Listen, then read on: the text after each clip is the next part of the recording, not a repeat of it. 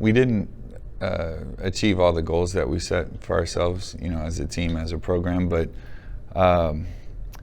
we were, it was one of those kind of storied seasons that we were kind of right there the whole time. So the games that we lost were, close to say the least. We had a couple in overtime.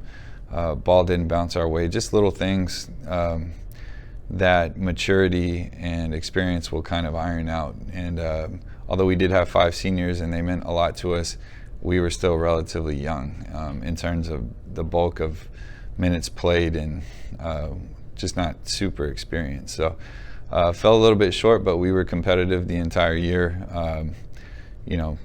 And I think that it was a good,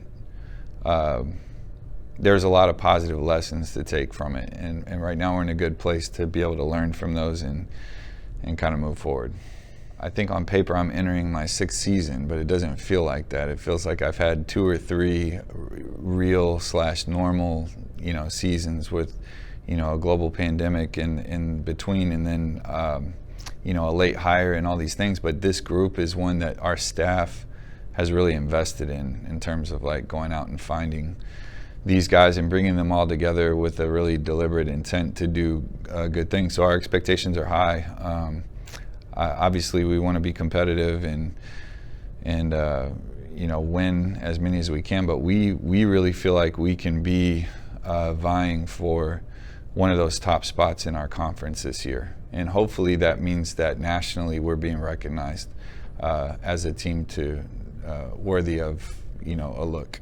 Like I said, I was really surprised before I got here that we didn't have an alumni game. I know it's a young program. It's still a young program, but the guys that we graduate they're involved. They come back, they catch games. They keep in touch. So it's just fun to reintroduce them each year to the guys that have joined our team and our program, and then help sustain some of those relationships between them and guys that have been here for a little bit. But that day in particular is just a lot of fun. It's great for the families. It's great for our staff. Everybody just has a really good experience on that day. Yeah, it's tough, which has been, I've taken a little criticism for being maybe scheduling too difficult sometimes, but the tournament, the Classic in Oklahoma, the Abe Lemons Classic, was a kind of a feature tournament for years and years and years. And I think during the COVID years, it kind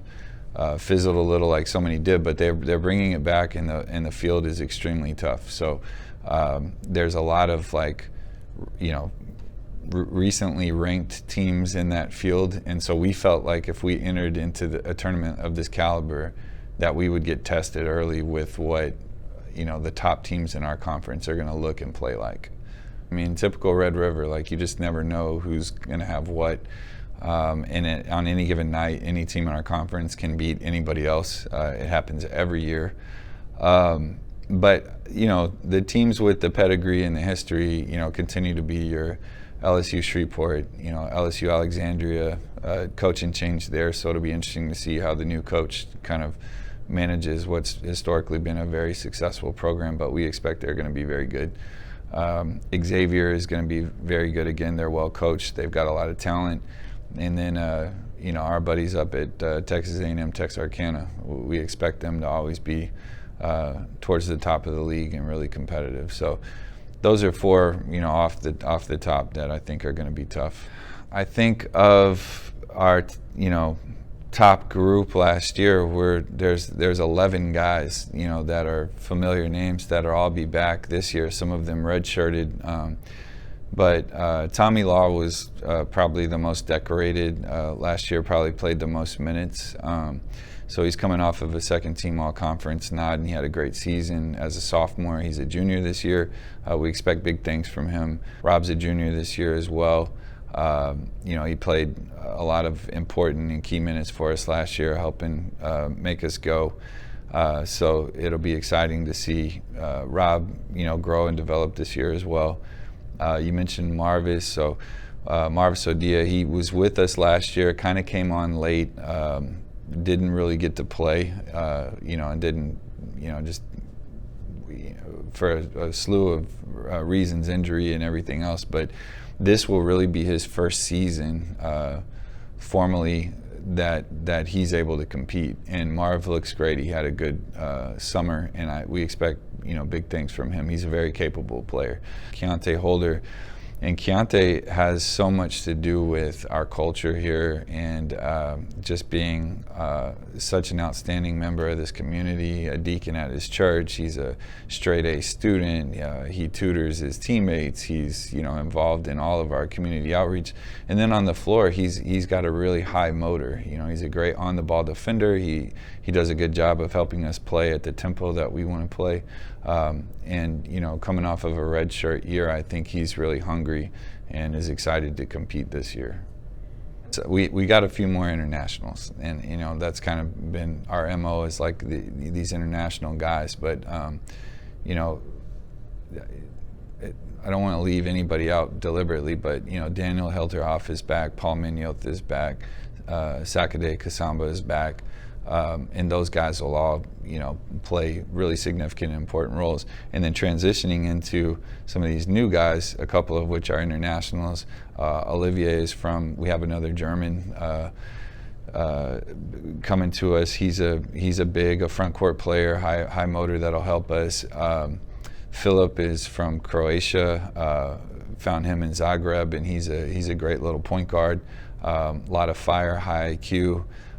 He's been real impressive so far early in this preseason.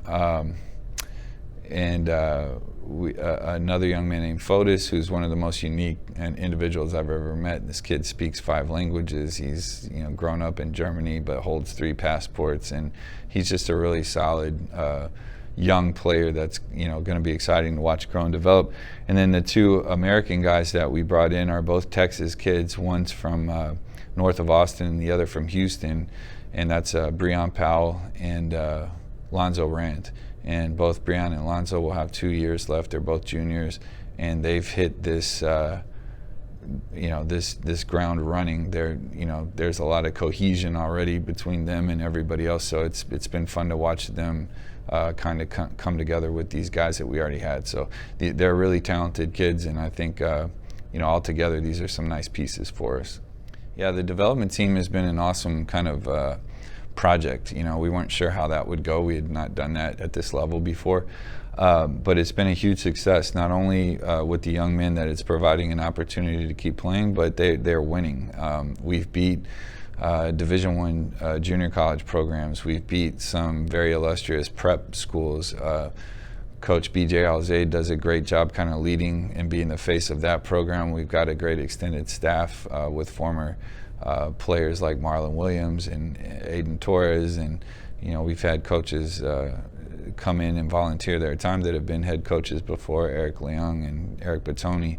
But all in all, the players on that team they're college players. Like, they could play at a lot of neighboring schools. They chose to be here because they wanted to be at Our Lady of the Lake, and we've got another cram-packed schedule for them to play this year, and we expect. We keep saying it every year, but we think this year's team will be better than last year's team, which is saying something. So it'll be a lot of fun to watch those guys compete. Relatively intact from last year, so of course Marcus Thompson, first assistant, kind of do it all. He's really is and should always kind of be the face of this program in general, being a product of it himself, being in the Hall of Fame here, was an incredible player, but more importantly, an incredible man. He got his education here, and he's back. So Marcus is with us and helping us lead and steer this ship. David Smith is going to be back and helping, and Smitty's a big part of our culture and what we do. Is just a great source of advice for everybody on our staff. Coach Alzaid, as I mentioned, he's back again. We dodged a couple of bullets because he was pretty sought after in the off season. He had some opportunities, but he's going to hang on and continue to help us out. And then we added a young man named Forrest Blackwell, and Forrest was a local coach here at St. John Paul II in Schertz. In the last few years, he's made a couple of state final appearances. He's done an incredible job at that small Catholic school just north of San Antonio. And the backstory is that Forrest